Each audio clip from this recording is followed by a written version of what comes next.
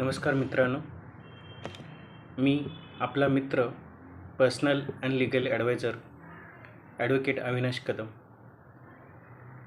मित्रांनो, माझा आजचा विषय आहे, आपल्याला सर्वात जास्त दुःख, त्रास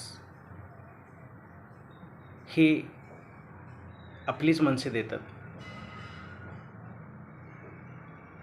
मित्रांनो, माझा हा विषय आपल्याला आवडला तर प्लीज लाईक, शेअर, कमेंट आणि सबस्क्राईब करा. मित्रांनो, सगळ्या समाजामध्ये सगळ्यात जास्त दुःख, त्रास जर कुणी देत असेल तर ती म्हणजे आपली माणसे. आपली माणसे म्हणजे ती ज्यांच्यावर आपण खूप प्रेम करतो, ज्यांच्यासाठी खूप काळजी करतो, त्यांचा खूप विचार करतो, प्रमाणाच्या बाहेर त्यांच्यावर प्रेम करत असतो, प्रमाणाच्या बाहेर आपण त्यांना इज्जत देत असतो. अशी माणसं ज्यांची वाईट परिस्थिती असते, ज्यांच्या वाईट वेळ येते, तेव्हा आपण मजबूतपणे, खंबीरपणे त्यांच्या मागे असतो. त्यांची सावली म्हणून 24 तास आपण त्यांच्या संगे राहतो. त्यांना दुःखाची झळ होऊ नये, त्यांना त्रास होऊ नये म्हणून आपण जीवापार मेहनत करत असतो, कष्ट करत असतो, त्यांना आदर देत असतो. अशी माणसे, मग ते आपला मित्र असो, आपले नातेवाईक असो, आपले पार्टनर असो किंवा आपल्या घरातले असो, असे लोक हे वेळ गेली किंवा त्यांची परिस्थिती बदलली की ते पूर्णपणे बदलून जातात.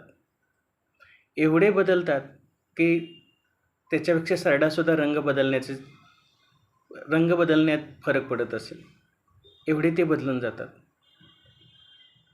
बरं का, त्या अशा मित्रांना किंवा अशा लोकांना आपण जरी जाणीव करून दिली किंवा त्यांना सांगितलं तरी त्यांना काही फरक पडत नाही. आपण त्यांना 1000 कॉल करा, खूप मेसेज करा, ते मेसेज बघून किंवा कॉल करून पूर्णपणे आपल्याला इग्नोर करतात.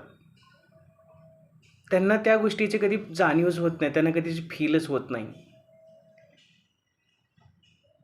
मित्रांनो, अशा व्यक्तींना, अशा लोकांना फक्त एकच करा की त्यांच्या संगे राहूनसुद्धा किंवा त्यांना कितीही समजवले तरी काही फरक पडणार नाही.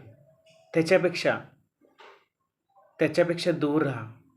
कारण ज्या व्यक्तीजवळ, ज्या माणसाजवळ, ज्या माणसाला वेळेला केलेल्या कामाची किंवा वेळेला केलेल्या मदतीची जाणीव नसेल, ज्याला दुसऱ्याला इज्जत देता येत नसेल, त्याला आदर देता येत नसेल, सहानुभूती देता येत नसेल किंवा आपल्याला जसे तो इज्जत देतो, आपल्याला जसे प्रेम करतो, आपल्यावर जसं तो आपल्याबद्दल त्याची काळजी करतो, तसं जर त्याला आपल्याबद्दल सहानुभूती नसेल, आपल्याबद्दल आदर नसेल, आपल्यावर प्रेम नसेल किंवा त्याला आपली जाणीव नसेल, अशा व्यक्तीकडे तुम्ही त्याच्यापुढे डोके जरी फोडून घेतलं तरी काही फरक पडणार नाही.